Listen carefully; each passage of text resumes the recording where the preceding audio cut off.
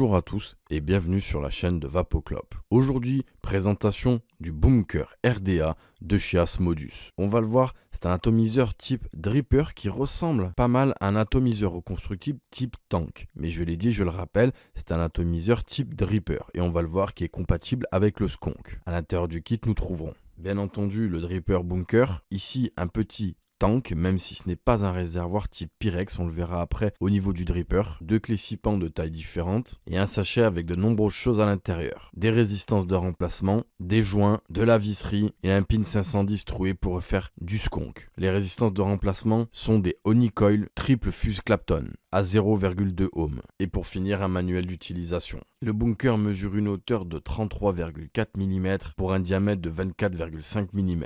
Il est fait pour du single coil et bien entendu en prise directe. En haut de l'atomiseur, nous avons ici un drip tip type 810. Au sommet, nous avons ici un top cap que je pourrais bien entendu dévisser et sortir. Et on le voit ici, du coup, ça nous laisse apparaître, on le voit bien entendu, la cage en métal. Et à l'intérieur, on le voit ici, nous avons le petit réservoir en Pyrex qui vient juste en fait à l'intérieur du shield en métal pour nous permettre d'avoir une certaine visibilité au niveau du montage et de l'intérieur du dripper. Pour ne pas l'abîmer, je vais remettre le top cap. À la base de l'atomiseur, nous avons ici une connexion type 510, on le voit avec un pin 510 troué. Une fois séparé, nous avons bien entendu ici le deck de reconstruction et de l'autre côté, la partie centrale en métal. On le voit, il y a deux arrivées d'air type cyclope et comme vous pouvez le voir ici, il y a deux petits détrompeurs qui vont aller ici au niveau de la base dans deux cornices qui va nous permettre tout simplement de plus ou moins ouvrir ou fermer les arrivées d'air, mais je vous le rappelle, c'est fait pour de la prise directe. Au niveau du deck de reconstruction, on le voit, on a le pôle plus, le pôle moins,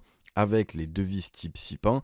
On le voit ici, on vient accrocher sa résistance des deux côtés. Et je ne sais pas si vous voyez au milieu, il y a les deux arrivées d'air qui descendent ici au niveau du plot et qui arrivent sur le côté. Elles sont au nombre de deux. À savoir que la connexion 510 est plaquée hors 24 carats, ainsi que la visserie pour saisir les résistances. Nous allons maintenant effectuer sa reconstruction. Pour ce faire, je viens prendre ici la clé 6 pans, je viens la mettre à l'intérieur ici des petites vis que je viens défaire.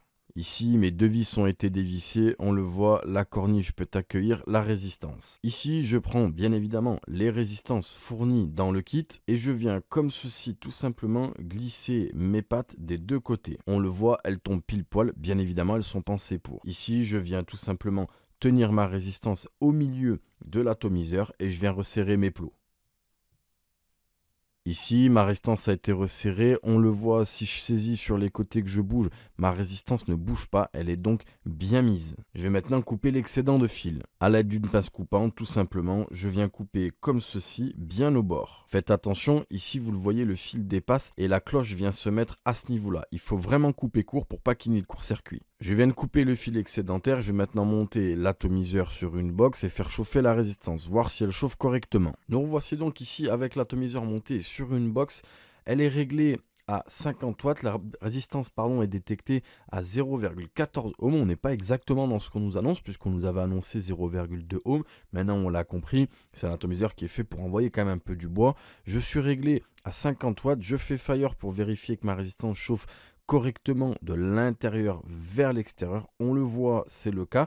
Je patiente que ma résistance refroidisse et nous allons procéder au cotonnage. Pour ce faire, bien entendu, je prends une bande de coton personnelle puisque ce n'est pas fourni dans le kit. Je viens prendre un long morceau que je viens passer ici à l'intérieur. Je viens le glisser comme ceci et mon cotonnage est prêt. Rappelez-vous, pour être sûr que le coton est passé correctement ici, quand je fais ce mouvement-là, bien entendu, le coton doit pouvoir passer de gauche à droite et on doit sentir une petite résistance. Ici, je vais laisser un petit peu de coton puisque vous l'avez vu, dessous, il y a une petite cuve, donc je vais pouvoir venir mettre du coton à l'intérieur. Je viens ici couper un petit peu de coton, je l'ai dit, j'en laisse dépasser pour pouvoir en mettre à l'intérieur de la cuve. Mon coton est coupé à l'aide d'une petite pince ou d'un outil un peu précis. Je viens ici rentrer mon coton à l'intérieur des cuves, bien entendu sur les extérieurs, puisque vous l'aurez compris, à ce niveau-là, il y a le passage d'air, donc je ne dois pas, bien entendu, le boucher. Ici, mon coton est passé. Je vais imbiber mon coton, remonter la taux et nous allons le tester. Nous revoici donc avec le Bunker RDA. On a fait la reconstruction ensemble, vous l'avez vu, donc nous sommes aux alentours de 0,2 ohm, un petit peu moins. Je suis réglé à 50 watts, les arrivées d'air sont complètement ouvertes, j'ai bien imbibé mon atomiseur, on le voit, on a une petite visibilité à l'intérieur et c'est parti, on teste ça en prise directe.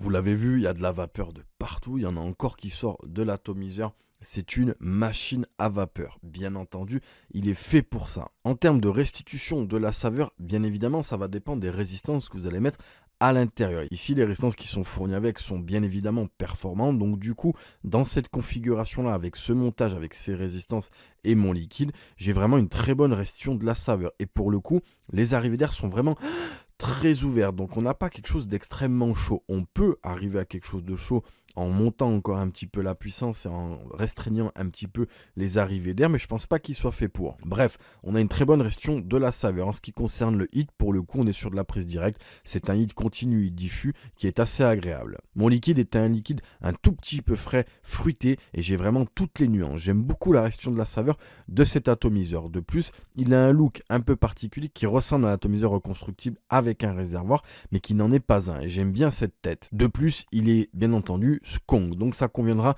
aux personnes qui aiment la vape en prise directe, qui sont déjà un petit peu avancées, puisque je l'ai dit, il faut quand même bien faire son montage. Je l'ai dit, mais je le rappelle, c'est un point très important. Au niveau des plots, il faut vraiment bien couper à ras les fils qui dépassent, puisque la cloche vient presque contre. Donc il faut vraiment avoir une expérience dans la reconstruction. Donc c'est pour les gens qui aiment la vape en prise directe, qui ont déjà une petite expérience et qui potentiellement font du skunk. Voilà, ce sera tout pour le bunker RDA de chez Asmodus, et nous vous remercions d'avoir regardé cette vidéo sur la chaîne de Vapoclop.